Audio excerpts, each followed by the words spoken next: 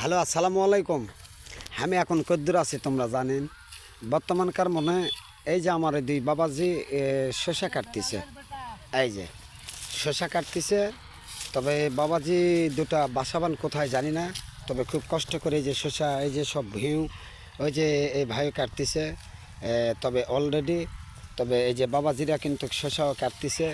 এই যে তো বাবাজির মুখ থেকে শুনবো আমরা আজকে যে বাবাজিরা শসা কাটতেছে, শসার ফলন কীরকম আসতেছে, আর শসারা যে কাটতেছে এটা এই যে বাবাজিও কাটতেছে।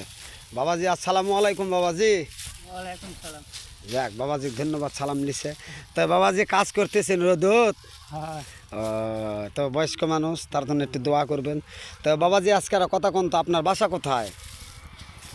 মারি কাঁঠাল পাড়া। এই যে আমার এই বাবাজি বলতেছে কই লালফামারি কাটুং।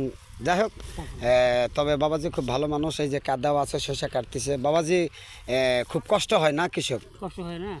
এই যে কষ্ট হয়, কষ্ট হয়। তবে এই যে শসা কাটতেছে, কাটেন তো বাবাজি একটু।